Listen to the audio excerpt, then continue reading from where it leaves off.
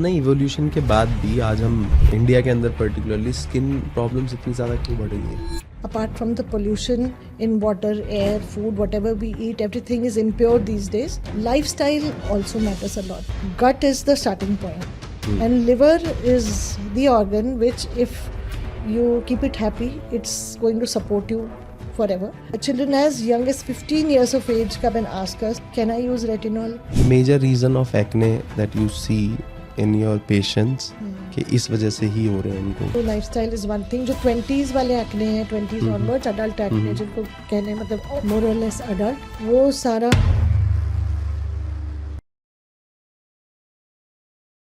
स्वागत है दोस्तों आपका हमारे आज के पॉडकास्ट में. आज के एपिसोड में हमारे साथ जुड़ेंगी डॉक्टर निरुपमा. डॉक्टर निरुपमा बहुत ही रिनोन्ड एक डर्मेटोलॉजिस्ट हैं नोएडा में. सेक्टर 30 में वो प्राइवेट प्रैक्टिस करती हैं और उनसे हम बहुत सारी बातें करेंगे आपके स्किन केयर से related.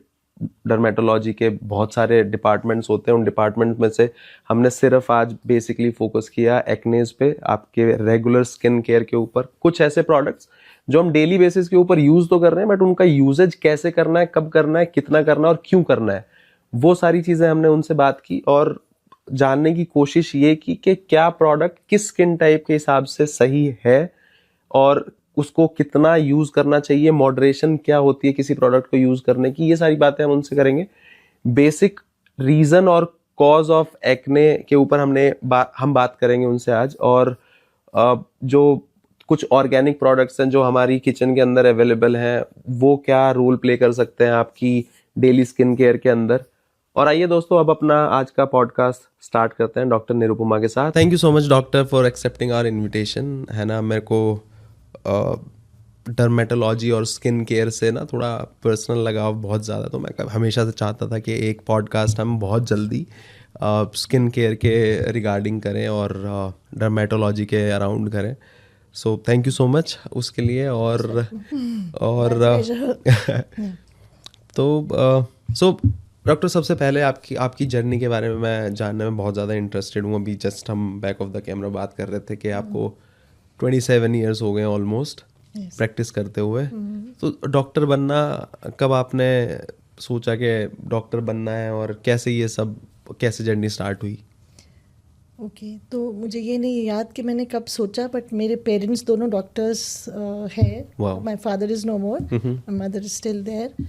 So I have grown up seeing them. उनको देख देख के मैं हर दिन I used to see them giving like talking about patients and दवाइयाँ. उनके एक स्टोर था, वहाँ पे पड़ी रहती थी. एंड हम 2 बहनें हैं, तो more than my sister, she is older than me. I was more interested in all the medicine. मैं जाके देखती रहती थी and I use to listen to what they're prescribing, sometimes on phone. So मैं कभी कभी वो लोग नहीं होते थे घर में, तो कोई आता था दवाई पूछने, अड़ोसी पड़ोसी, तो मैं प्रिस्क्राइब कर देती थी. So when I was very young, so and my sister says that when we were very young, मैं पत्ते वगैरह इकट्ठा करके ना उसकी कुछ ऐसे लेप बना के आई यूज टू से कि I will treat you. So that was there. It was वो कहते हैं ना, होनहार बीरवान के होठ चीखने बाद, तो something was there. I probably that dermatology कीड़ा was there. So I think since I've grown up watching my parents, I've wanted to become a doctor. Very nice. So, और बचपन में पढ़ाई में कैसे थे आप? अच्छी थी. अच्छी थी, पढ़ाई में भी अच्छी थी, स्पोर्ट्स में भी अच्छी थी. Wow. So ऑलराउंडर तो नहीं, बट इन 2 चीज़ों में तो मैं कौन सा स्पोर्ट्स सबसे ज़्यादा खेलते थे? कौन सा पसंद था आपको सबसे ज़्यादा? बास्केटबॉल पसंद था. खेलते सब थे, क्रिकेट, फुटबॉल, हॉकी सब खेलते थे स्कूल में, बैडमिंटन, टीटी सब खेलते थे, बट बास्केटबॉल पसंद था. अच्छा. हाँ. और कैसा था चाइल्डहुड आपका? बहुत अच्छा. मैं actually I have been brought up in a small town. Pantnagar Nainital के फुट हिल्स में है. So it was an agriculture university. My parents were there in the university hospital. So childhood was very enjoyable. There was just one school, English medium वहाँ पे जो था, campus school. I studied there. And very peaceful, very happy life, very happy and close to nature, very close to nature life. Unlike what our children they are seeing in Delhi, but we had a very, very grounded and very close to nature. Do you miss your childhood? I do, but I like growing up. I like being a grown up. Now you Yeah. like it more. Yeah, I like all phases of my life. How was your first job experience? Okay, so I have studied dermatology from Lady Harding. Mm-hmm. So after that, I did my post-graduation. After my post-graduation, I did my senior residency from the same college, Lady Harding Medical College in Delhi. Mm-hmm. So वो 3 साल का था. That was my first job at the same hospital. Though interestingly, I was being offered senior residency in All India Institute. Wow. And I had just gone to meet a friend and मैं जाके सीधे वहाँ पे जो HOD के कमरे में जाके मैंने आई वेंट एंड सेड के I want to do my residency here and then few days later he through his daughter who was also a dermatologist उसके थ्रू मेरे को कॉल करवाया to join but somehow situation ऐसी थी कि वो ad hoc था और यहाँ लेडी हार्डिंग में मुझे permanent residency मिल रही थी so I opted for Lady Harding but I do regret that decision. I should have gone to All India Institute.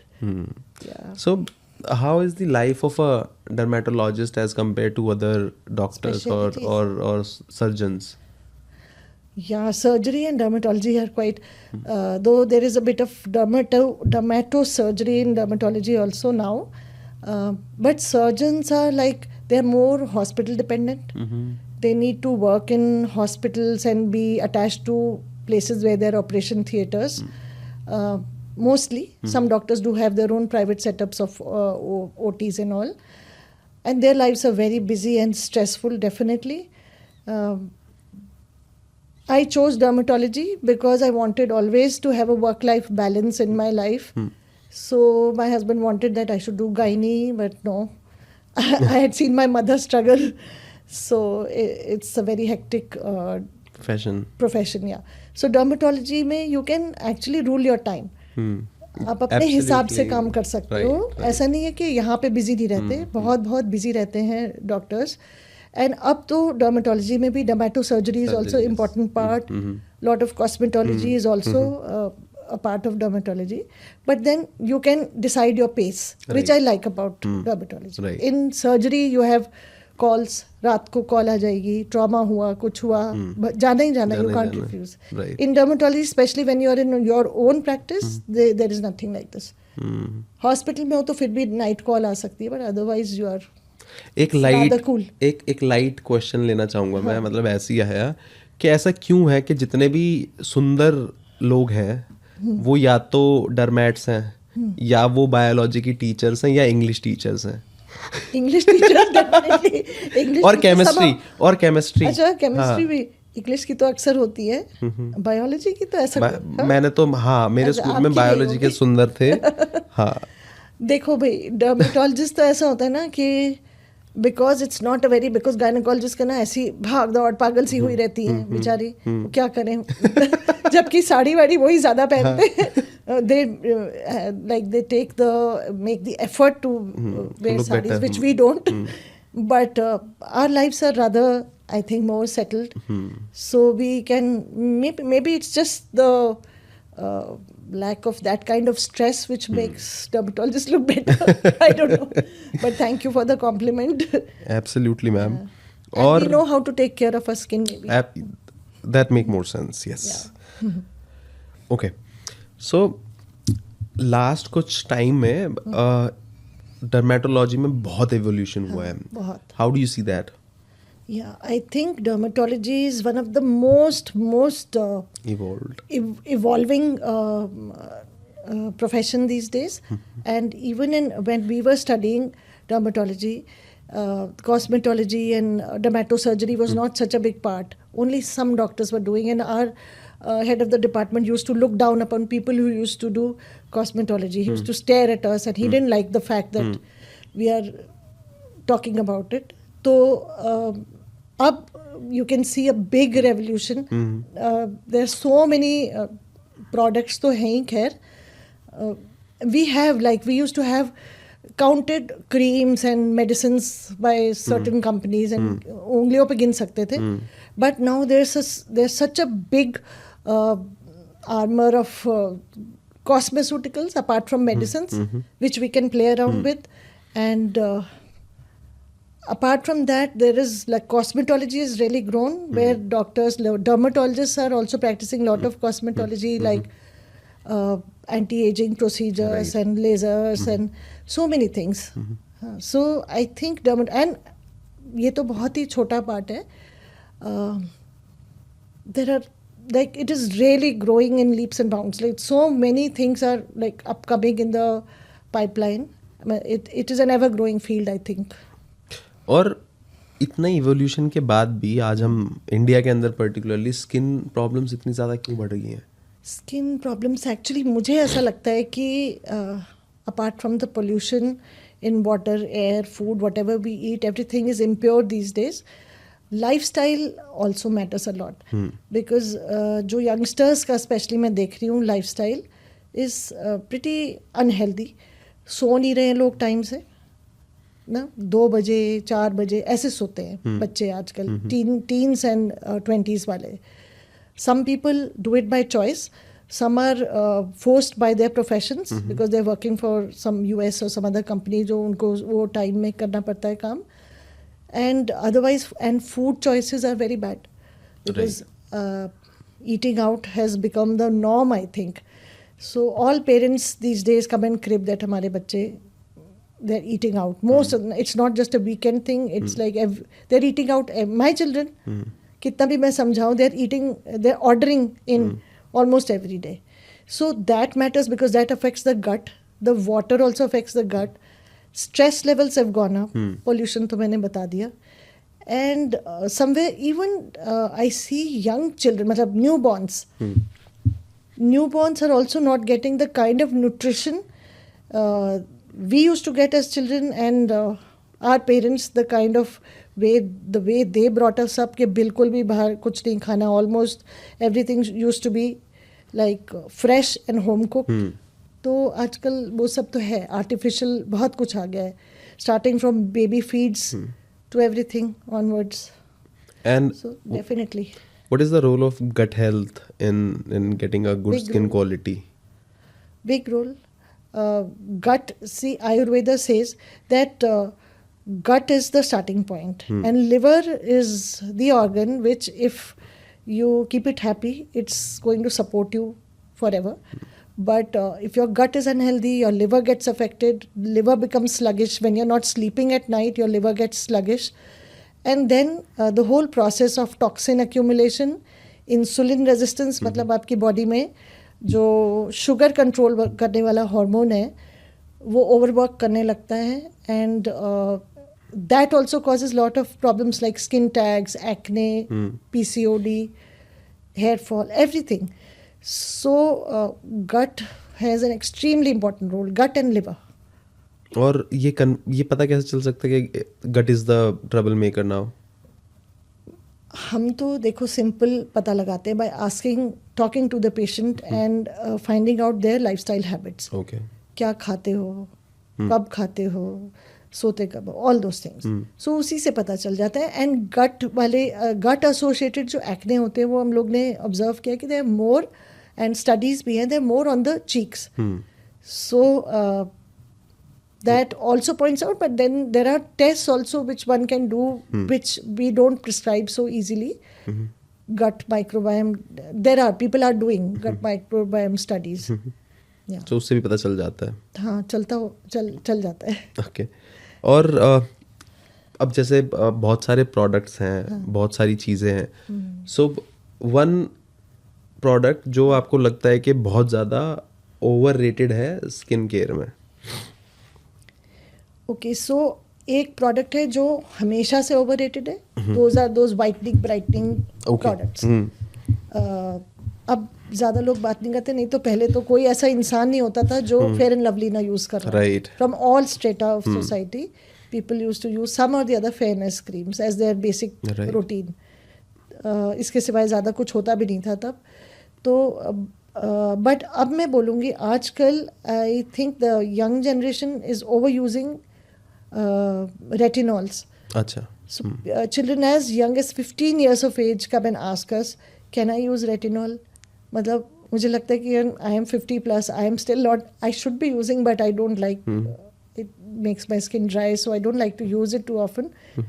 But there are people are always using. 20s में I don't think youngsters should be using retinol because it makes your skin sun sensitive, more prone to fine lines, sun damage. क्यों करना है वो? Right. है ना? And after 40 is still okay. And one underrated skin product. Okay, तो वो पुराने ज़माने का बताऊंगी. जैसे हमारी नानियाँ दादियाँ वो लगाती थी ना मलाई. सो मलाई का एक जो इजीली अवेलेबल ऑप्शन है, अब तो मलाई भी अडल्ट्रेटेड है, तो उसका इजीली अवेलेबल ऑप्शन है सिंपल पेट्रोलियम जेली, वैसलीन. तो एक बार मैं when I had just started my practice, so I happened to consult, she was admitted in that hospital, she had some other problem and she was उस time की TV actress थी, नाम नहीं लूँगी, उनकी दादी या नानी जो भी. तो हर skin was like makkhan malai and she was around 80+. So I asked her कि आंटी आपकी स्किन इतनी अच्छी कैसे, what do you do for your skin? She said I just apply, I just थोपो petroleum jelly, that's been my go to since ever. तो मैंने कहा वाह यार, हमने तो कभी सोचा ही नहीं कि petroleum jelly, like we think of all those fancy creams and all, but petroleum jelly is actually a very good emollient because it traps the moisture and hands, feet, face कहीं भी लगा सकते हो. Not if you are acne prone. Okay. but otherwise. So जो studies मैं देख रहा था, अभी आपने वैसलीन के बारे में बोला, पेट्रोलियम जेली के बारे में बोला, बट बहुत सारी रील्स के अंदर वैसलीन को बिल्कुल मना कर रहे हैं. मतलब या जैसे आपने बताया कि वो मॉइस्चर लॉक करती है, वो करती होगी, मतलब मेरे को भी आइडिया नहीं, मैंने कभी यूज़ नहीं किया आज तक. मतलब मैंने अपने फादर को देखा कि उन्होंने ईडी के ऊपर बहुत लगाई है और उनकी ठीक हो जाती थी. ठीक है, लेकिन दे से कि उसके अंदर जितने भी हार्मफुल केमिकल्स होते हैं, बहुत सारे लोग उनको होठों पे लगाते हैं. होठ की स्किन आपकी पूरी बॉडी के अंदर सबसे पतली स्किन होती है. सो वो जल्दी शायद केमिकल अंदर जाते हैं, जल्दी एब्जॉर्ब होती है. बाकी जगहों का मेरे को आइडिया नहीं है, बट आप उस पे फिर क्या कहेंगे? ओके, सो है तो पेट्रोलियम प्रोडक्ट. अब आप देखिए कि मैं ब्रांड का नाम नहीं लूँगी, but there are brands which have baby oils, right, which have nothing but, अगर आप पढ़ोगे तो पेट्रोलियम, राइट, उसमें वही लिक्विड पेट्रोलियम है. So yes, it has always been considered a good emollient, I think in the olden times. अब तो बहुत कुछ, अब सेरमाइड्स और ये सब बहुत कुछ आ गया है. बट आपको ऐसा लगता है कि वैसलीन की भी प्रोडक्ट क्वालिटी के अंदर डिप आया होगा? मतलब अगर है ना उस टाइम, तो हर चीज की प्रोडक्ट क्वालिटी में डिप आ जाता है ना, कि ऐसा भी हो सकता है कि जब दादी यूज कर रही थी उस टाइम पे क्वालिटी बहुत अच्छी रही हो, है ना. आज के टाइम में वो वाले रिजल्ट डॉक्टर, मतलब डरमेट्स को ही दिख रहे होंगे कि तभी उन्होंने ऐसा कुछ बोला, या उस हिसाब से वो. हाँ बिल्कुल हो सकता है. आई डोंट थिंक उन्होंने क्वालिटी की वजह से बोला, बट मुझे लगता है कि absorption of petroleum products from skin and see, आप कोई भी प्रोडक्ट लगा रहे हो ना, उसमें कहीं ना कहीं केमिकल है, because to stabilise it, to give it a shelf life. मलाई एक चीज़ होती थी जो फ्रेश होती थी, है ना, वो तो कोई लगाता नहीं है आजकल. तो जो भी आपके बॉटल्ड प्रोडक्ट्स होंगे उनमें केमिकल तो है ही कोई ना कोई, चाहे उतने सेफ हों, किसी में सेफ भी होंगे, किसी में नहीं भी होंगे. बट बहुत ज़्यादा एब्जॉर्प्शन ऐसे स्किन से इनका होता नहीं है. और सालों से जो लोग, a lady who like has been applying it since childhood and she is almost 80-90 years old and she's fine, so that shows that है absorption, but it is not so deleterious to health. जैसे आपने petroleum jelly के, Vaseline का example दिया. मेरी grand mother आज भी, she is 84, right, 83. सो वो आज भी ना सरसों का तेल लगाती हैं. बिल्कुल. मतलब मैंने मतलब उन्होंने ना कभी मुंह पे, बॉडी पे, पूरी सरसों का तेल, सिर्फ सरसों का तेल लगाते देखा है मैंने उन्होंने कभी ना मैंने उन्हें लिपस्टिक लगाए हुए देखा, कुछ नहीं लगाया उन्होंने. कैसी बता दो, बढ़िया है ना, आर पार. और बाल भी अच्छे हो गए. बाल उनके अभी तक काले हैं, मतलब ऐसा नहीं हुआ है कि पूरे सफेद हो गए हैं, आज भी काले काले हैं कहीं कहीं पे. बिल्कुल बिल्कुल, आई कम्प्लीटली एग्री. सरसों का तेल would be a more natural thing than petroleum jelly. अब जैसे मेरे को थोड़ा सा बहम कह लो या ऑर्गेनिक की तरफ मैं बहुत ज़्यादा भाग रहा था, सो मैंने रिसेंटली जो कोल्ड प्रेस कोकोनट ऑयल होता है ना वो लगाना शुरू किया और मेरे को बहुत रिलीफ मिला उससे। हाँ, तो वो मॉइस्चर लॉक बहुत करता है। अच्छा, हाँ, yeah, absolutely. बहुत अच्छा लगा। सो कुछ मतलब जैसे प्रोडक्ट्स हैं, मैं मानता हूँ कि बहुत ज़्यादा अंडररेटेड है। कोकोनट ऑयल के लिए लोग मतलब रील्स के अंदर मैं जो देखता हूँ वो कहते हैं कि नहीं लगाना चाहिए, मॉइस्चर लॉक नहीं करता है, ज़ीरो होता है, ये मतलब जितना वो चला जाएगा ना शरीर के अंदर, मेरे को लगता है कि वो और भी बहुत सारे उसके फायदे फायदा हैं। ही करेगा। हाँ, फायदा ही करेगा। अब किसी किसी में एक्ने हो जाते हैं, बट देन आपको ध्यान रखना है। मुझे ऐसा लगता है कि अगर वो इतने स्ट्रांगली देर स्पीकिंग अगेंस्ट कि नहीं यूज करो, तो कहीं वेस्टेड इंटरेस्ट होगा ना in promoting absolutely chemicals and promoting right, products which are available commercially. ये तो है। खैर सो वो अगर बोल देंगे कि सरसों का तेल लगाओ, नारियल का तेल, तो बिकेंगे कैसे प्रोडक्ट? राइट। सो डॉक्टर एक ना सेक्शन है हमारा जो कॉमनली हमने अब बनाया है डॉक्टर्स के साथ जब हम बात करते हैं, तो we ask the usages of some products. ठीक है, सो उसके अंदर मैं आपसे अब कुछ प्रोडक्ट्स के मैं नाम लूंगा, आपको उनका यूजेज बताना है, कब कहाँ और कितना करना है, आपको ये बताना है बस। सो पहला प्रोडक्ट जो आज के टाइम में बहुत कॉमनली यूज हो रहा है स्किन केयर के अंदर, वो है सैलिसिलिक एसिड। जैसे मेरी स्किन एक्ने प्रोन है, तो जिनको एक्ने होता है ये तो सबको पता है कि सबने देखा है कि एक्ने के टाइम पे सैलिसिलिक एसिड यूज करते हैं। So is it the right choice? कब करना है, कितना करना है, क्यों करना चाहिए और कब रोक भी देना चाहिए वो? Okay, so salicylic acid is a beta hydroxy acid. उसका काम होता है to unclog the pores, pores को क्लियर करना, स्किन को एक्सफोलिएट, माइल्ड एक्सफोलिएंट है। तो एक्ने में इसीलिए काम आता है because it will clear off your pores, तो उसमें एक्ने बनने की टेंडेंसी कम हो जाती है। जबकि शुरुआत जब आप करते हो सैलिसिलिक एसिड लगाने की, तो समटाइम्स थोड़ी पर्जिंग होती है कि आपके एक्ने थोड़े से निकल के आते हैं। जो पोर्स खुले तो थोड़े से होता है कि निकलते हैं, फिर ठीक हो जाते हैं। We have to like sometimes people panic के लगाने से ज़्यादा हो रहे हैं, but if they carry on तो ठीक हो जाते हैं मोस्टली। यूजुअली ऑयली स्किन के लिए अच्छा प्रोडक्ट है।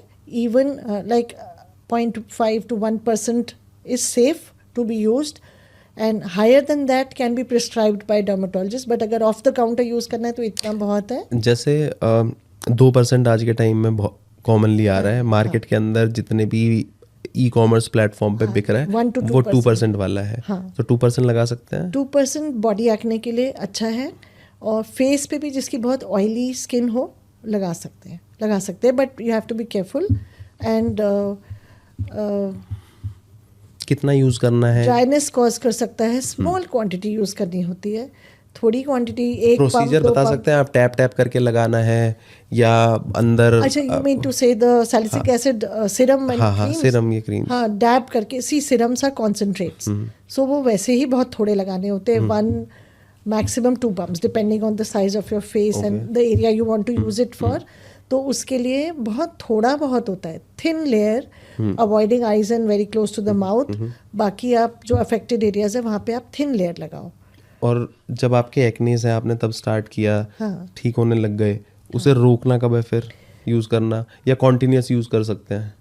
जब एक्ने बहुत हद तक ठीक हो गए तो आपको टू मेंटेन इट कि फिर से ना आए, आप ऑल्टरनेट डेज यूज कर सकते हो उसको, फिर भी थोड़ा और टाइम। कंसंट्रेशन कम कर सकते हैं? कंसंट्रेशन भी कम, अगर 2% कर रहे थे 1 पे आ सकते हो, कर सकते हैं। और alternate days, twice a week ऐसे भी कर सकते हो if you are very comfortable. अगर आपके एक्ने ऑलमोस्ट ठीक हो गए हो तो just to maintain a regular exfoliation आप कर सकते हो। तो अगला प्रोडक्ट जिसके बारे में मैं जानना चाहूँगा वो है हाइलुरोनिक एसिड। वो इस टाइम पे बहुत वायरल प्रोडक्ट है इस टाइम पे, क्योंकि हर जगह, हर टीवी एड पे, हर सोशल मीडिया एड पे, हर प्रोडक्ट के अंदर कोई ना कोई hyaluronic. You won't believe, I saw an ad of a product जिसके वो शैम्पू का था, उसके अंदर हाइलुरोनिक एसिड था। I know. सो ऐसा क्या है उसके अंदर कि इतना कॉमनली यूजेज हो रहा है उसका? हाँ, सो बेसिकली वो आपके स्किन में मॉइस्चर लॉक करता है हाइलुरोनिक एसिड। अब जैसे मैंने बताया कि वैसलीन है, वो भी मॉइस्चर लॉक करती है। अगर आप हल्के मॉइस्ट स्किन पे लगा लो तो वो it will trap the moisture. Hyaluronic acid goes beyond that, it traps the moisture. वो थोड़ा मॉइस्चर एटमॉस्फेयर से खींच कर और प्लम्पिंग अप करता है आपकी स्किन की, लाइक फाइन लाइंस और स्किन की रेगुलरिटीज़ को बेटर कर देता है, टेक्सचर को स्मूथ कर देगा। But the flip side is अगर आपकी स्किन ड्राई है और आपने हाइलोरॉनिक लगाया और उसके ऊपर मॉइस्चराइज नहीं किया या आपने प्योर हाइलोरॉनिक लगाया तो sometimes it may just draw out the moisture from your skin. So it's important कि आप हाइलोरॉनिक, एक तो प्रोडक्ट हाइलोरॉनिक जो होता है बेटर होता है कि मेडिकेटेड वाले लगाएं. तो उसमें जो पार्टिकल साइज, जो उसका साइज होता है वो बहुत टाइनी होता है. That can penetrate the skin pores. Otherwise easily जो bigger molecules होते हैं इसके, they cannot penetrate the skin, they just lie on the skin and they can cause problems, they can cause acne, those kind of hyaluronic products. And otherwise if you apply, अगर अच्छा hyaluronic product लगाएं fine वाला, उसके ऊपर आपको moisture lock करने के लिए मॉइस्चराइजर लगाना चाहिए. अच्छा, जैसे ये सीरम रखा है यहाँ पे ना, हाँ फर्स्ट वाला, हाँ हाँ सो वो हाइलोरॉनिक एसिड है, हाँ हाँ. है ना. अब ये सीरम है, सो इसको कैसे लगाएं? सो सिरम्स कम क्वांटिटी में, एंड अगर आपकी ड्राई स्किन है और आपने सुबह में लगाना है तो आप मुंह फेस वॉश करके अगर आप टोन करते हैं करें. अदरवाइज आप ये लगा सकते हैं hyaluronic serum and then apply moisturiser. वो मैंडेट है उस पे लगाना चाहिए, specially if weather is dry. Okay, तो लगा लीजिए, सर्दियों में लगा लो. हाँ. एंड फिर सनस्क्रीन अगर बाहर जा रहे हैं, घर में है तो नहीं. ओके, हाँ. राइट. और क्वांटिटी वही, क्वांटिटी बहुत थोड़ी ही चाहिए होती है. सनस्क्रीन की क्वांटिटी होती है क्या, ऑलमोस्ट आधा टीस्पून, मतलब 2.5 से 3 ml आप फेस एंड नेक पे लगाएं. अच्छा, तो ये तो काफ़ी है ना. तो इसके कंपैरिजन में तो बहुत ही थोड़ी, 1 पंप या 1.5 पंप ऑफ दैट प्रोडक्ट अगर या ड्रॉपर से लें तो मे बी 0.5 ml. इतना ही, एक ही ड्रॉप में इतना ही होता है. थिन लेयर जितनी आप लगा सकते हैं बहुत है. और इसके लिए niacinamide, niacinamide is a B vitamin. वो it's a good product. It reduces oiliness, it closes the pores, shrinks the pores and it helps in brightening the skin. Acne marks को लाइटन करता है. अच्छा प्रोडक्ट होता है. But again preferably prescribed by a doctor. People are using on their own, and lot of people are teaching how to use on Instagram and other reels, which is okay. But see, not all products are good. सबके लिए सारे product अच्छे नहीं हैं. Right. Not everybody can use hyaluronic, not everybody should use salicylic, not everybody should use niacinamide. So you should know when and how. So niacinamide can be used जो जिनकी oily skin है, open pores हैं, वो use कर सकते हैं. जैसे मेरे ओपन पोर्स भी हैं, मेरे को एक्नेस भी हैं, आप कर सकते और मेरी ऑयली स्किन भी है. सो मेरे को तो निकलने के लिए, बाहर निकलने से पहले चाहिए ही चाहिए. तो आप जैसे गर्मी का मौसम है तो फेस वॉश करके आप सीधे नाइसिनामाइड सिरम लगाओ और उसके ऊपर सनस्क्रीन थोड़ी देर बाद. Okay, that is good for you. You can even दोबारा शाम को दोबारा भी लगा सकते हो नाइसिनामाइड. ओके, दोनों टाइम लगा सकते हो. और इसकी इसमें भी बहुत सारे वो आते हैं, 5%, 10%. 4 to 10% इज ओके. अगर आपकी खुद आपने लेना है तो you should start with 4 or 5%, and then maybe if your skin is very oily और एक्ने प्रोन तो 10%. अच्छा, ये जैसे तीनों प्रोडक्ट्स थे, सैलिसिलिक, हाइलोरॉनिक और नायासिनामाइड, इनका कॉम्बिनेशन भी यूज कर सकते हैं हम कोई? जैसे बहुत सारे प्रोडक्ट्स के अंदर सैलिसिलिक और नायासिनामाइड मिक्स आता है. सैलिसिलिक नाइसिनामाइड को मिक्स कर सकते हो, बट सैलिसिलिक को दूसरे AHAs के साथ बहुत ज़्यादा, मतलब जो और एक्सफोलिएटिंग एजेंट्स हैं उनके साथ मिक्स नहीं करना चाहिए, because then it may cause irritation. But because salicylic थोड़ा एक्सफोलिएट करता है, ड्राई करता है, उसके साथ हाइलोरॉनिक कर सकते हो. और niacinamide will help close the pores. एक बार वो क्लियर हो जाए तो ये कर सकते हैं. ठीक, एक के ऊपर एक लगा सकते हैं या तो one at a time. So next is kojic acid. क्या होता है? मतलब मैंने कोजिक एसिड के बारे में मैंने इसलिए पूछा आपसे क्योंकि सब हाइलोरॉनिक कर रहे थे. So suddenly I came through a reel and then I थोड़ा सा मैंने उसमें रिसर्च किया. सो हाइलोरॉनिक का बेटर ऑल्टरनेट कोजिक एसिड बताया उन्होंने. नॉट एग्जैक्टली, बिकॉज हाइलोरॉनिक का रोल अलग है. हाइलोरॉनिक तो मॉइस्चर के लिए है, प्लम्पिंग अप ऑफ स्किन के लिए, to keep your skin supple, smooth. Kojic is more to do with, it is एक फंगस का एक्सट्रैक्ट होता है, मतलब वो प्रोड्यूस करता है kojic acid. And kojic acid is a lightening agent. Skin brightening. हाँ, स्किन पिगमेंट लाइटनिंग एजेंट. अच्छा. हम लोग तो जहाँ पे पोस्ट एक्ने मार्क्स हैं, पिगमेंटेशन है, या कई बारी पिगमेंटेशन क्रीम जैसे मेलाज्मा होता है, झाइयाँ वगैरह होती हैं, उसमें यूज़ करते हैं. ओके. हाँ, it can be used and it is used in lot of fairness kind of creams like brightening creams. Fairness तो अब एक नहीं प्रोडक्ट होता है हमारे पास, इसमें ये ट्रेनिक्सीमिक एसिड. यस, और एक इसमें है मेलाजेरो V2 1%. ये क्या होता है? ट्रेनिक्सीमिक एसिड तो ठीक है, दूसरा क्या लिखा है?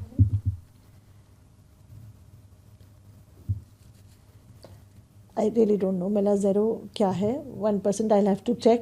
But tranexamic acid definitely is topically as well as इसके कई सारे यूजेस होते हैं. इसको ओरली देते हैं, कई बारी बहुत हैवी ब्लीडिंग हो रही हो उसको स्टॉप करने में देते हैं. गायनेकोलॉजिस्ट अक्सर प्रिस्क्राइब करते हैं.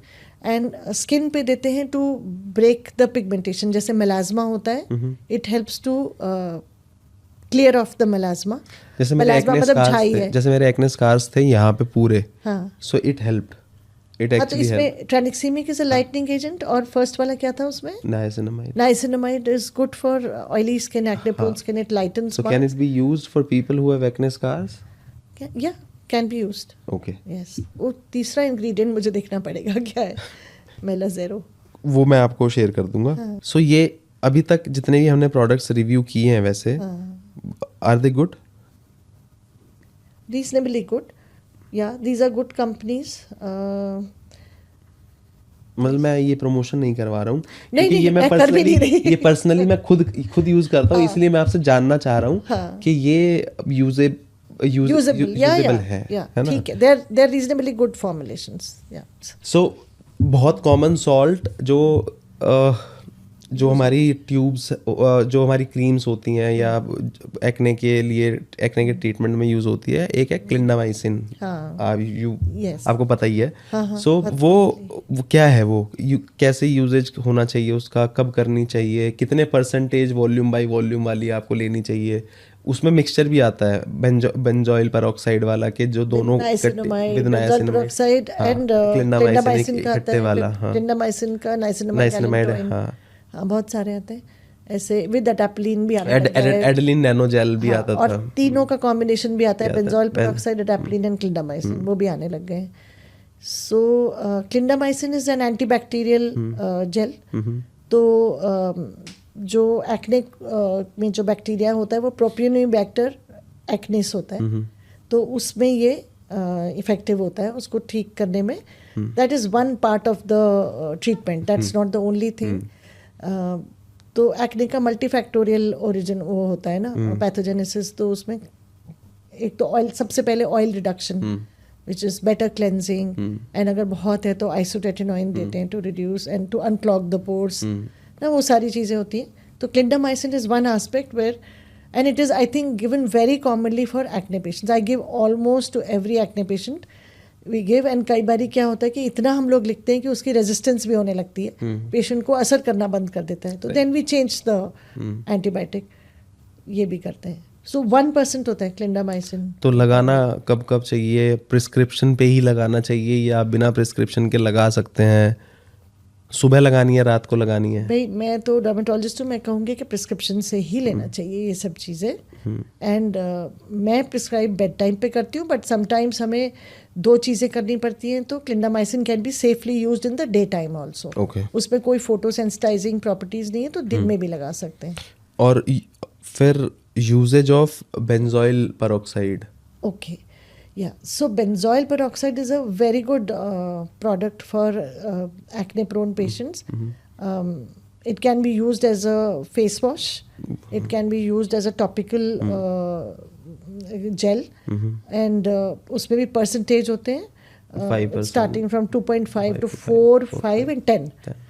So 10 usually we don't give for face, 10 we give for body, like back acne where skin is thicker, वहाँ दे देते हैं. बिकॉज बेंजोइल पेरोक्साइड कई लोग की जिनकी सेंसिटिव स्किन होती है उसको रेड कर देता है, इरिटेट कर देता है. तो अगेन ये सब चीज़ें जो है ना, चाहे क्लिंडामाइसिन हो, चाहे बेंजोइल पेरोक्साइड हो, चाहे रेटिनॉल हो, मैं तो ये बोलती हूँ कि करीब 1 से 1.5 चावल के दाने जितना आपको लेना है to simply explain gel, and उसको you have to divide into the areas. उसी उतने ही प्रोडक्ट को डिवाइड कर लो and then spread it. This film should be so thin कि आपने जब स्प्रेड किया तो वो सूख गया. फिर चिप चिप नहीं करना चाहिए, इतना कम लगाना है. और रेटिनॉल को जैसे ट्रेटिनोइन आपने शायद लगाया होगा. ट्रेटिनोइन जो रॉ मतलब the most basic form of retinol है, तो उसको अगर ज़्यादा लगा लोगे तो आपकी स्किन रेड, आंखों के आसपास स्किन पील करेगी, लिप्स चैप होने लगेंगे. सो पेशेंट्स की आदत होती है कई बारी, मतलब उनकी गलती नहीं है, दे डोंट रियलाइज, वो ऐसे लेके ऐसे लगाते हैं. सो ऐसे आप पाउडर क्रीम लगा सकते हो, बट स्किन ये जो मेडिसिन होती है they have to be used very sparingly. The less used the better, the more effective, less side effects. एक बड़ा कॉमन और सॉल्ट है सीवियर एक्नेस के लिए जो यूज होता है, आइसोट्रेटोइन. हाँ, ओरली यूज होता है. वो कब लेना चाहिए या लेना, वो तो मेरे ख्याल में वो ऐसा ड्रग है जो बिल्कुल भी डॉक्टर की प्रिस्क्रिप्शन के बिना नहीं लेना चाहिए. बिल्कुल नहीं लेना चाहिए. वो शेड्यूल एच ड्रग है. It is to be prescribe by a doctor because उसके सीरियस साइड इफेक्ट्स होते हैं. अगर आप पढ़ लोगे तो शायद आप कभी खाओगे नहीं, क्योंकि मैंने वो पढ़ा था कि अगर if you are into stress तो आपको नहीं लेना है, और इफ यू आर प्रेग्नेंट तब आपको नहीं लेना ही नहीं है. वो that is a total contraindication. Right. So ये चीजें तो मैंने खैर उसके अंदर पढ़ी थी. And it can also in some cases it can even give you suicidal thoughts. Yes, suicidal, वही मैं कहने है ना.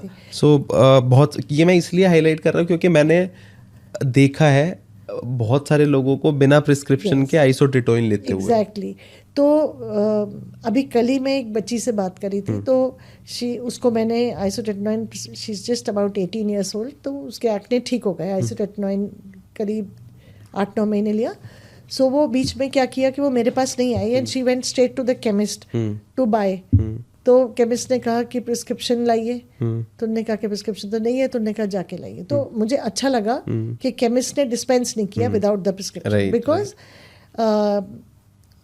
बट कई जगह ले भी लेते हैं पेशेंट्स एंड उसका फिर मिसयूज होता है. हाँ, और उससे नुकसान बहुत है. प्रेग्नेंट लेडी ले लेगी तो उसको तो शील हैव टू अबॉर्ट. राइट. वो तो फीटल मैलफॉर्मेशन मतलब डिफॉर्म्ड फीट बच्चा हो जाएगा ना. राइट. नहीं कर सकते. और जो एजिथ्रोमाइसिन का भी मैं देखता हूँ कि बहुत सारे जो डर्मेट्स हैं वो एजिथ्रोमाइसिन भी लिखते हैं इन केस ऑफ एक्नेज. वो किस लिए होती?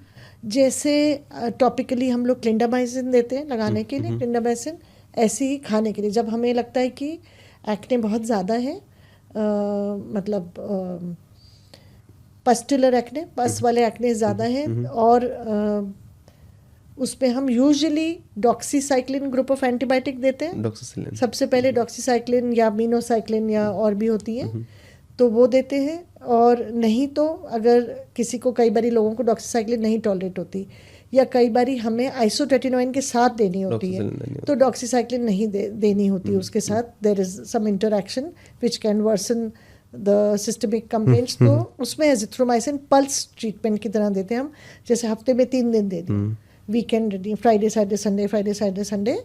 तो उससे एक्ने काफ़ी अच्छे कंट्रोल हो जाते हैं. और जब हम आइसोट्रेटिनोइन देते हैं which is actually an excellent medicine for acne, specially grade 3-4 acne. तो उसमें क्या होता है कि जब हम शुरू करते हैं, अगर आपने ली है तो आपको याद होगा कि जब आप शुरू करते हो आइसोट्रेटिनोइन लेना तो आपका एक्ने एकदम बढ़ जाता है. फर्स्ट 2-3 वीक्स में बढ़ते हैं, पेशेंट डर जाते हैं. तो एक तो काउंसिल करना होता है कि आपके बढ़ेंगे, घबराना नहीं, ठीक हो जाएंगे.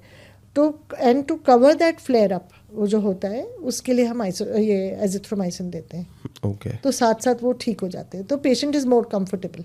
Right. बट मिसयूज किसी का भी, ओवर यूज एजिथ्रोमाइसिन भी, बिकॉज जो भी करोगे फिर ड्रग रेजिस्टेंस के चांसेस होते हैं अगर हम बहुत इनडिस्क्रिमिनेटली एजिथ्रोमाइसिन देंगे. राइट.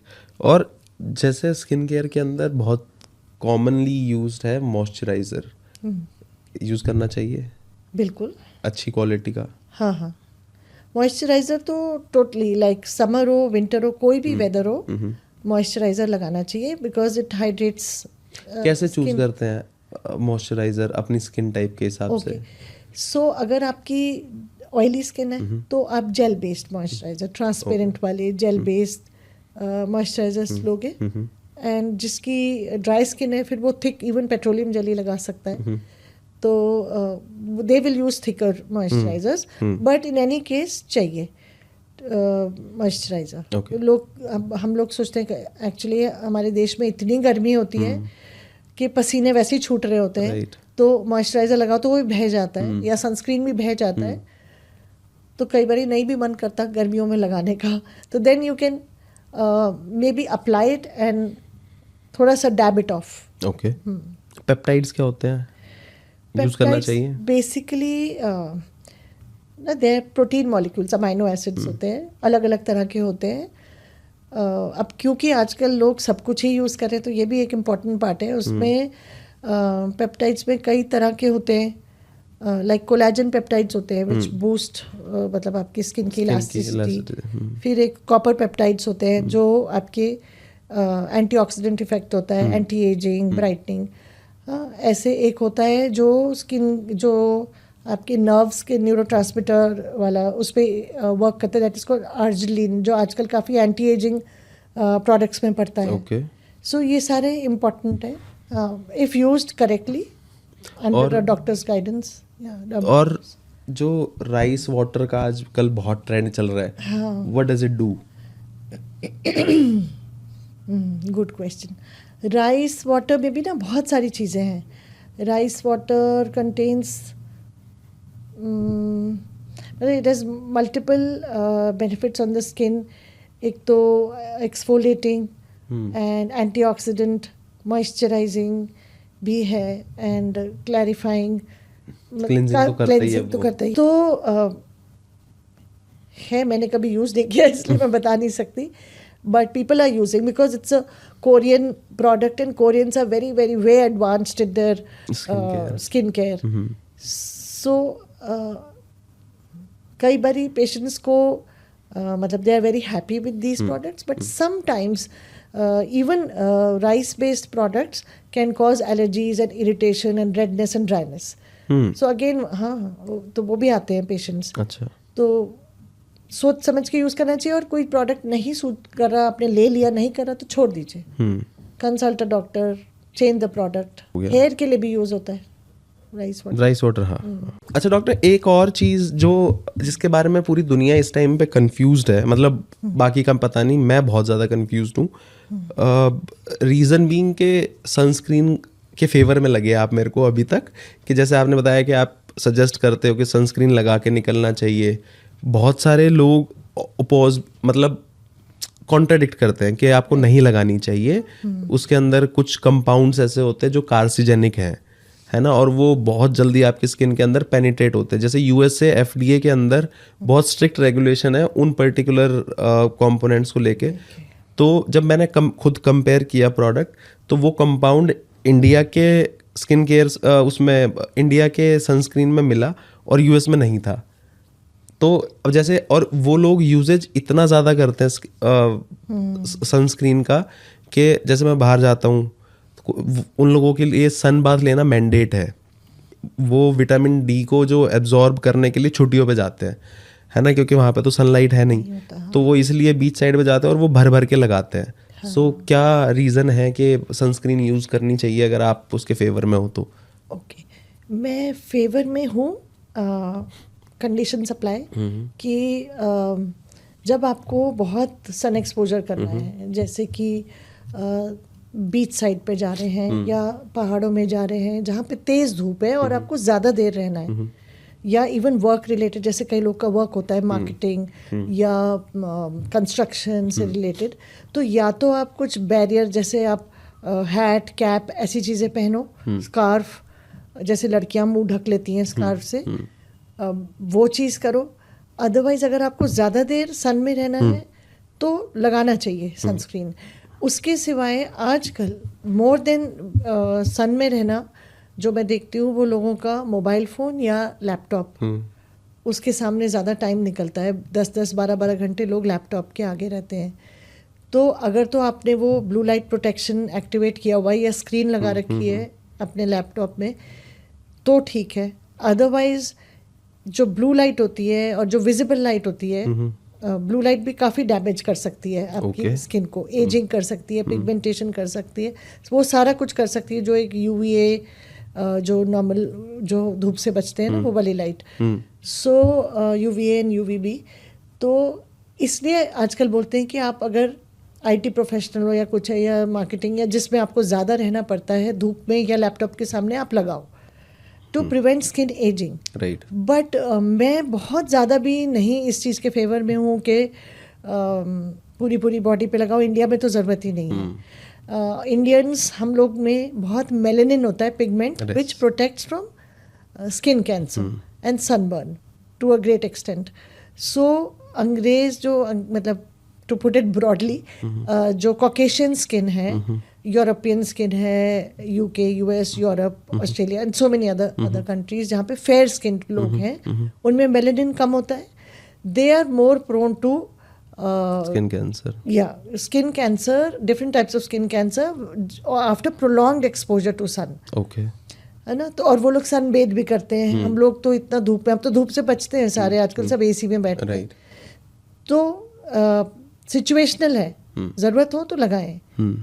अब ऐसा भी कहते हैं, आज कल मेरे से कोई पेशेंट पूछ रही थी कि कितने बड़े बच्चे को आप रेकमेंड करते हो सनस्क्रीन। तो मैं तो ऑनेस्टली बच्चों को कहती हूँ नहीं लगाओ सनस्क्रीन। बच्चा स्कूल जा रहा है, धूप में खेल रहा है, अच्छा है थोड़ा विटामिन डी मिलेगा उसे नेचुरल। दो हमारी इंडियन स्किन में इतना आसान नहीं है कि हम एब्जॉर्ब कर धूप में सिर्फ फेस एक्सपोज है तो हमें विटामिन डी एडिक्वेट मिलेगी, नहीं है। But still after all sunscreens are chemicals ना, कुछ भी कह लो। तो मैं इतना ब्लाइंडली उसके सपोर्ट में एक्चुअली नहीं हूँ कि हमेशा लगाओ, 6 महीने से बड़े बच्चे को लगाओ, नहीं। Only if required in these conditions जो मैंने बताया। जैसे स्विमर्स हैं, उनकी स्किन क्लोरीन प्लस सनलाइट जो लोग करते हैं ऐसे स्विमिंग एज अ स्पोर्ट, या तो they should apply.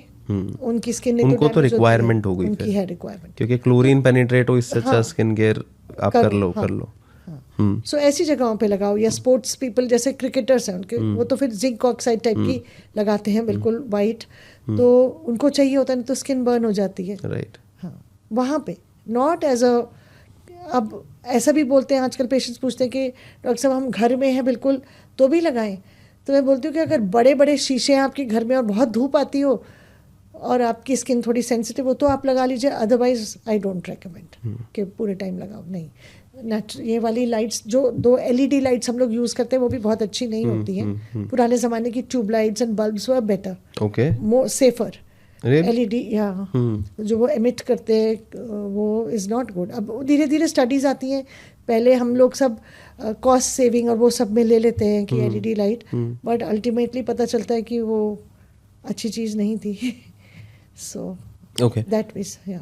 Ideal skincare routine before going out and before going to bed, कि ये मिनिमल बेसिक रिक्वायरमेंट है। उसमें आपको अगर सनस्क्रीन डालनी है तो आप उस हिसाब से ही बता सकते हैं। नहीं समझी। बेसिक स्किन केयर रूटीन, अच्छा, जो आपको घर से निकलने से पहले करना है, हाँ, और सोने से पहले करना है। हाँ, उससे पहले एक चीज़ जो आपने बोली थी कि कार्सिनोजेनिक वाला सनस्क्रीन का, पहले जो पुराने सनस्क्रीन होते थे उनमें तो काफ़ी होता था, पाबा एंड और भी उससे रिलेटेड बेंजीन्स और ये होते थे जो कार्सिनोजेनिक होते थे। बट ऐसी स्टडीज़ हुई हैं US वगैरह में जो इवन एक्सटेंसिव ये वाले प्रोडक्ट्स छोड़ के जो अब नए वाले सनस्क्रीन्स हैं वो एक्सटेंसिव एरिया पे भी लगाने से जो एब्जॉर्प्शन होता है वो इतना मतलब it doesn't amount to so much of carcinogenesis as exposure to sun does. So weighing the risk benefit, even the advisories in US say कि आप सनस्क्रीन लगाओ। अच्छा, that will protect you more from cancer than causing cancer. So you have to avoid, and if you are very sensitive then आप chemical sunscreen नहीं use करो, physical sunblocks, zinc oxide, titanium dioxide वाला use करो, okay, which are purely physical, okay, है ना। और आपने और क्या पूछा कि okay, in how to incorporate sunscreen in आपका daily routine. So sunscreen जैसे आप face wash करें, टोनर इज़ ऑप्शनल, लगाएं ना लगाएं, कई लोग बहुत रिलीजियसली लगाते हैं। एंड उसके बाद अगर बेसिक स्किन केयर है तो आप मॉइस्चराइज करें और फिर सनस्क्रीन लगाएं। निकलने से करीब आधा घंटा कम से कम आधा घंटा पहले सनस्क्रीन लगाना चाहिए। ओके, हाँ, और अगर आप कोई एक्टिव्स लगा रहे हो तो पहले फेस वॉश करोगे, फिर वो एक्टिव्स जैसे नाइसिनामाइड या vitamin C serum depending on your skin type, पहले वो लगाओगे, मॉइस्चराइजर की ज़रूरत हो तो मॉइस्चराइज करोगे, फिर सनस्क्रीन लगाओगे. ओके. और before going to bed? Before going to bed most important is thoroughly cleansing your skin. Face को अच्छे से साफ करें, चाहे वो क्लेंजर्स यूज़ करते हैं लोग, but I would recommend face wash. Washing your skin nicely, and makeup है तो मेकअप रिमूव करके फिर वॉश करें. And moisturiser again is very important at that point of time. Actives like vitamin C, niacinamide, retinol इस point पे लगा सकते हैं after washing, and then apply moisturiser. And उसके ऊपर अगर आपने कोई और कुछ जैसे मास्क वगैरह होता है, एंटी एजिंग कोलैजन मास्क या, तो उसके ऊपर लास्ट में वो. सो बेसिकली स्किन केयर में आप सबसे हल्का प्रोडक्ट जो होगा ना, थिनेस्ट एंड लाइटेस्ट प्रोडक्ट पहले लगाओगे और थिकेस्ट हैवीएस्ट प्रोडक्ट लास्ट में. Okay. So I will be asking you few questions, just मतलब I'll be giving you few products, food items, okay, जिनको आपको रेट करना है in terms of their impact, in terms of good on the skin quality. Okay. Right? So it's like rate these items on the basis they have impact on making your skin better. Okay. Right? So blueberries. So blueberry is a very good antioxidant. It is highly recommended. All kinds of berries, blueberries, strawberry, all berries are good. And rate क्या करूँ, ये I think all सबकी अपनी अपनी जगह है. Yes, definitely a person who can afford, because blueberries are expensive. So yeah, मतलब 10 on 10 also if you. Okay. Guava. Very good, 10 on 10. Again, if you guava is cheap, पेड़ से तोड़ के भी खा सकते हैं. Curd. Curd is very good, probiotic again. So it is good for gut, good for skin, good for hair. Definitely. Walnuts. Walnuts are rich in omega fatty acids. Good for dry skin, hair, but may not be so good for people with oily skin because they can trigger acne. Okay. एक बार मेरी skin बहुत oily नहीं है, dry की side है, पर मैंने indiscriminately खाने शुरू कर दिए वॉलनट्स और I developed acne. So I realise कि नहीं, मॉडरेशन इज द बेस्ट. एक अखरोट खा लो या वैसे भी तासीर गर्म होती है तो ज़्यादा खानी नहीं चाहिए. हाँ, वो हम इंडियन समझते हैं बात. Vitamin D. Vitamin D is extremely important. Rather आजकल जो हमारे कंस्ट्रक्शन है सिटीज़ में, धूप है ही नहीं, कई घरों में तो धूप आती नहीं, ऑफिस में कोई धूप नहीं है, हम लोग बाहर जाते नहीं है, जाते हैं तो सनस्क्रीन लगा होता है. तो विटामिन डी डेफिशिएंट हम ऑलमोस्ट, जो हमारे फैमिली के बड़े लोग हैं ना, उनको छोड़ के जो यंग लोग हैं, हम लोग सब young and middle aged like us are all deficient. So इसमें भी इम्पॉर्टेंट बात है कि to absorb vitamin D from sunlight requires lot of effort. हफ्ते में 3-4 दिन हाफ बॉडी सन को डायरेक्टली एक्सपोज करो, एटलीस्ट 15-20 मिनट या आधा घंटा, तो आपको वो एडिक्वेट जो विटामिन डी रिक्वायरमेंट आपकी पूरी हो सकती है. वो भी इंडियंस में आसानी से नहीं होगी. इसलिए बोलते हैं कि आप खा लो विटामिन डी के सप्लीमेंट्स ले लो. Vitamin C. Vitamin C is a very potent antioxidant. So repair में हेल्प करता है. ऑक्सीडेटिव स्ट्रेस, जो हमारे इतना कुछ पोल्यूशन जो अनशन खा रहे हैं, वो सब चीज़ों को न्यूट्रलाइज करता है. और ब्राइटनिंग प्रॉपर्टीज़ होती हैं, स्किन पिगमेंटेशन रिड्यूस करने की प्रॉपर्टीज. Very good. खाने में भी एंड लगाने में भी, दोनों सारे 10 है. 10 on 10 depending on when used correctly. Vitamin B12. B12 also definitely. B12 is very important. B12 का हर चीज़ में रोल है. पिगमेंटेशन, अगर आप B12 डेफिशिएंट है, अगर आपका गट ठीक नहीं है तो B12 नहीं बनेगा, बिकॉज आपका नेचुरल फ्लोरा बनाता है B12. तो अगर आप वहाँ गड़बड़ है तो एक्ने भी आएंगे, आपकी स्किन डल लगेगी, है ना. ये बाल सफ़ेद होते हैं जल्दी. विटामिन डी और B12 डेफिशिएंट जिनके होते हैं, बाल सफ़ेद होते हैं जल्दी. Major reason of acne that you see in your patients कि इस वजह से ही हो रहे हैं उनको? मेजर रीज़न मैं जो आजकल देख रही हूँ, एक तो टीनेज एक्ने होते हैं, वो तो हार्मोनल होने ही हैं वो, मोस्ट ऑफ द चिल्ड्रन. बाकी तो मुझे लाइफस्टाइल, आजकल तो लाइफस्टाइल इज़ वन थिंग. जो 20s वाले एक्ने हैं, 20s ऑनवर्ड्स, अडल्ट एक्ने जिनको कहने मतलब मोर और लेस अडल्ट, वो सारा lifestyle, not sleeping properly, no sleep schedule, eating junk, ज़्यादा सोने से, स्ट्रेस, ज़्यादा सोने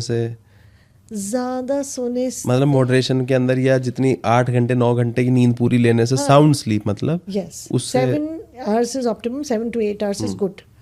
sound sleep in one go, ये नहीं कि 2 घंटे दोपहर में सोए, 5 घंटे रात में, वो नहीं, एक ही बार में 7 घंटे विदाउट इंटरप्शन. राइट. एक कोई ऐसा प्रोडक्ट डॉक्टर जो आप कहेंगे कि मैं खुद ब्लाइंडली आपको रेकमेंड कर सकती हूँ एक्नेज के अंदर यूज करने के लिए? एक्ने के लिए, हाँ. अच्छा. आप आंख बंद करके बिना डॉक्टर के पास जाए, आपको अगर मॉडरेशन के अंदर एक्ने निकला है तो आप यूज कर सकते हो. देखो, ब्लाइंडली तो कोई product I would not recommend, because हर एक की स्किन फर्क होती है. तो वैसे 2 प्रोडक्ट है, सैलिसिलिक एसिड और बेंजोइल पेरोक्साइड. ये प्रोडक्ट्स मोर और लेस कैन बी यूज्ड. जैसे बेंजोइल पेरोक्साइड का 2.5%, सैलिसिलिक एसिड का 0.5 to 1% कैन बी यूज्ड. सो ठीक है. हाँ, मतलब तो ये वो फिर इतने तक ही है. हाँ. उसके बाद भी अगर ठीक नहीं हो रहा तो दिखा लो फिर. दिखाना ही चाहिए, दिखाना ही चाहिए. हाँ. राइट. सो इतना सारा जो पोल्यूशन है, इससे कैसे बचना है? स्किन को कैसे बचाना है? वही स्किन केयर का रूटीन जो आपने बताया निकलने से पहले, या कुछ और भी है जो एक्स्ट्रा करना चाहिए?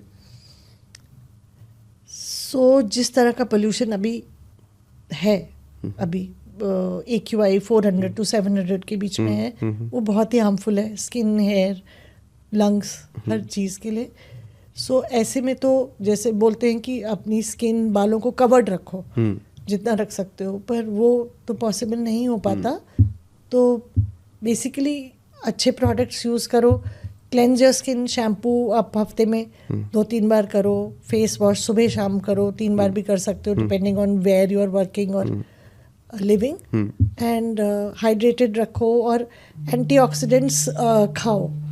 एंटीऑक्सीडेंट्स खाओ एंड लगाओ in the form of vitamin C लगा सकते हैं, नाइसिनामाइड, ये सारे अच्छे प्रोडक्ट्स हैं. और खाने भी चाहिए, जैसे आपने बोला अमरूद खाओ, तो सीजनल जैसे संतरे हैं, अमरूद हैं, इस मौसम में बेरीज हैं, ये चीज़ें खाओ, तो उससे ऑक्सीडेटिव स्ट्रेस कम होता है. हाँ. और जो होममेड नुस्खे होते हैं, होममेड स्किन केयर रूटीन होता है, बहुत सारे प्रोडक्ट्स ऐसे होते हैं जो आपके किचन के अंदर होते हैं. जैसे पुराने ज़माने में अगर एक्ने मेरे जब होने शुरू हुए तो मेरी नानी ने बोला बेसन से मुंह धो ले, बेसन से मुंह धो ले. बेसन शायद आपका वो क्या बोलते हैं उसे, स्क्रब का काम करता है ना, मोटा बेसन होता है. और दही लगाने के लिए भी बोलती थी शायद कई बारी. अच्छा है बुरा है वो मेरे को नहीं पता है, बट आप कैसे देखते हैं उसे, या आपके नज़र में क्या दही में लैक्टिक एसिड है. Lactic acid is a mild exfoliant. तो इसीलिए बोलते थे ट्रेडिशनली के, तब तो ये सब चीज़ें होती नहीं थी ना, तो नेचुरल चीज़ों से ही करते थे. तो दही, बेसन would make a nice scrub, plus दही वुड ऑल्सो आपका थोड़ा एक्सफोलिएट कर देगा एक्ने को भी. और स्किन क्लैरिफाइंग प्रॉपर्टीज भी होती है ना, ब्राइटनिंग प्रॉपर्टीज भी लैक्टिक एसिड की होती है, माइल्ड पीलिंग एजेंट होता है. तो और वो बोलते थे मसूर दाल का वो करो. एंड एक्ने के निशानों पे वो क्या होती है, चिरौंजी भिगो के दूध में उसको पीस के लगाओ. दे आर वेरी इफेक्टिव ये चीज़ें, प्रोवाइडेड द बेसन इज प्योर. तो आप एक वो नीम की छाल भी बोलते थे कि वो भी घिस के लगाती थी मम्मी. हाँ, तो डेफिनेटली वो हेल्प करता था. रादर मैं देखती हूँ कि कई पेशेंट्स बोलते हैं कि हम वो पर्टिकुलर नीम फेस वॉश यूज़ करते हैं और हमारी स्किन उसी से ठीक रहती है. तो it does help, specially oily skin. Dry skin वाले नीम यूज़ करेंगे उनकी स्किन फट जाएगी. कई लोग नीम खा रहे होते हैं. अभी मेरे पास एक पेशेंट आए थे, वो शायद उनको थोड़ी सी बॉर्डर लाइन डायबिटीज़ हुई थी, तो वो नीम, मेथी ये सब लेने लग गए और थोड़ा सा ओवरडोज ही किया. इतने ड्राई रैशेज हो गए पूरी बॉडी में कि उसका ट्रीटमेंट लेना पड़ा उन्हें. तो everything in moderation and when required, as required. Okay. So doctor, what is your word of caution to the audience in general as per your speciality according to dermatology? So जैसे अभी हमने इतने सारे products की बात करी और आप भी लगा रहे हो कई सारे इसमें से, और इन जनरल मैं देखती हूँ कि जो भी पेशेंट्स आते हैं स्पेशली यंग वाले 20s वाले, they are using lot of skin care products, sometimes correctly sometimes not correctly. और जैसे यहाँ पे इतनी गर्मियाँ होती हैं, इतने पसीने आते हैं, उसमें आप अगर 4 लेयर ऑफ प्रोडक्ट्स लगा लोगे तो आपका पोर्स क्लॉग होंगे और आपको एक्ने होंगे, कोई ना कोई स्किन प्रॉब्लम होगी। तो मैं ये कहना चाहूँगी कि एक तो प्रोडक्ट से रिलेटेड कि आप ब्लाइंडली नहीं फॉलो करो इन्फ्लुएंसर्स को या इंस्टाग्राम की रील्स को, don't follow blindly, those are just ideas that people are floating, sharing. There may be some commercial interest also in that, so you have to use your mind and you have to, I would recommend that you consult a dermatologist always to begin with, understand your skin type.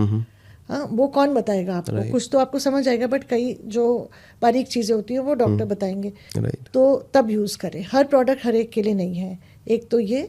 दूसरा जो मैं देखती हूँ आजकल, जैसे हमने शायद इस बारे में बात नहीं करी, मिस यूज़ ऑफ ग्लो वाले एजेंट्स जो होते हैं, जैसे ग्लूटाथियोन। तो अब अखबार में आया था अभी पीछे कि कई बार आ चुका है कि शादियों में लेटेस्ट ट्रेंड है कि ग्लूटाथियोन और मल्टीविटामिन के ड्रिप्स लगाए जा रहे हैं। अब आप देख रहे हैं कि ग्लूटाथियोन हर एक के लिए नहीं है, किसी को लिवर प्रॉब्लम है उसके लिए तो है ही नहीं। और डर्मेटोलॉजिस्ट जो हैं हम बहुत सोच समझ के पेशेंट सिलेक्ट करके उसके टेस्ट करा के और पूरे निगरानी में, मतलब हम लोग खड़े रहते हैं या हमारा स्टाफ रहता है, तब हम ग्लूटाथियोन का ड्रिप देते हैं। उसमें भी हम बोलते हैं कि 1 घंटे के अंदर आपको अच्छे से पेट भर खाना खा के आना है, भूखे पेट नहीं करना है। और फिर भी हम मॉनिटर करते हैं उनको थ्रू आउट, कोई परेशानी तो नहीं हो रही, बाद में तो नहीं कुछ हुई। फिर कितना देना है, कैसे शुरू करना है, कितना बढ़ा सकते हो, कितने ऑफन दे सकते हो। नॉट जस्ट ग्लूटाथियोन, आजकल तो वो कॉकटेल्स आ गए हैं। अच्छा। And beauty parlours are offering and they are not, जैसे वो ड्रिप में देना होता है, वो ड्रिप में ना देके सीधे इंट्रावेनस दे रहे हैं। रियली? बहुत कुछ हो रहा है। सो अभी पीछे एक सेलिब्रिटी की डेथ हुई, तो उसमें ये था कि probably she was taking some cocktail, we are not sure, but मतलब ऐसा आया था, rumor was floating and people became very scared कि अरे ये हो जाता है। ये तो हम हमेशा से बताते आए हैं कि इन चीज़ों को ऐसे lightly नहीं लेना है। Glutathione can be fatal also if you don't use it properly. तो उससे एनाफाइलैक्टिक शॉक रिएक्शन हो सकता है, यू कैन, मतलब इतना डेंजरस है। एनाफाइलैक्टिक होता है मतलब लाइफ थ्रेटनिंग रिएक्शंस हो सकते हैं ग्लूटाथियोन से। So it should not be, हम तो पहले टेस्ट डोज देते हैं, वेट करते हैं, पेशेंट वॉच करते हैं। तो जिन लोग को पता ही नहीं है, जिन लोग को इसके बारे में, और वो लोग जस्ट एज अ गिमिक तो नहीं कहूँगी, बट टू अर्न मनी और what ever they using, promoting it, it's not right, not right on their parts. And the patient should also be aware, people should be aware कि आपको ऐसे ही नहीं करना है ये सब चीज़ें। It's not a good trend that people are following, it's totally against medical ethics and medical prescription. So दोस्तों, आज का जो पॉडकास्ट था वो थोड़ा सा मेरे को इसलिए पसंद अपने आप इसलिए आया क्योंकि स्किन केयर एक ऐसा फील्ड है जिसको मैं खुद बहुत ज़्यादा सीरियसली लेता हूँ। और मेरा एक पर्टिकुलर कारण था डॉक्टर साहब को आज इनवाइट करने का, क्योंकि कोई भी कुछ भी यूज़ कर रहा है और वो थोड़ी सी नॉलेज प्रोवाइड करना, ऑडियंस तक पहुँचाना एक मेजर रीज़न था आज की बातचीत का। जो हमने इंट्रोडक्शन में आपको बताया कि इन सारे चीज़ों के ऊपर बात करेंगे, वो सारी चीज़ें हमने पिन पॉइंट करने की कोशिश की, और मैं उम्मीद करूंगा कि आपको कुछ बेनिफिट होगा उन चीज़ों से। कुछ सॉल्ट्स, कुछ दवाइयाँ, कुछ चीज़ें ऐसी हैं जो आपको सिर्फ और सिर्फ प्रिस्क्रिप्शन बेस्ड पे ही लेनी है। उनको प्लीज़, मेरी हाथ जोड़ के आप सब इससे विनती है कि उनको बिना डॉक्टर की प्रिस्क्रिप्शन के ना लें। जैसे आइसोट्रिटोइन एक बहुत मेजर सॉल्ट है, आप नहीं ले सकते उसको डॉक्टर की प्रिस्क्रिप्शन के बिना। नियासिनामाइड, रेटिनॉल, हाइलुरोनिक एसिड, ये सारे वो चीज़ें हैं जिनको आप यूज़ कर तो सकते हैं, लेकिन उनको एक टाइम के बाद आपको बंद भी करना होता है जब आपको इफेक्टिव रिजल्ट्स मिलने लग जाए। सो इन सारी चीज़ें, अगर आपको लगता है कि आपकी लाइफ के अंदर थोड़ी सी भी वैल्यू ऐड अगर आज के पॉडकास्ट से या आज के एपिसोड से आपको हुई हो, तो आप हमारा चैनल सब्सक्राइब कर सकते हैं, पॉडकास्ट लाइक कर सकते हैं, अपने दोस्तों के साथ शेयर कर सकते हैं, नीचे कमेंट में हमें बता सकते हैं हम अपना कंटेंट और बेटर कैसे कर सकते हैं, और आने वाले पॉडकास्ट में आप किसको एज अ गेस्ट देखना चाहते हैं, हम पूरी कोशिश करेंगे उन्हें लाने के लिए और अपना कंटेंट सुधारने में। धन्यवाद।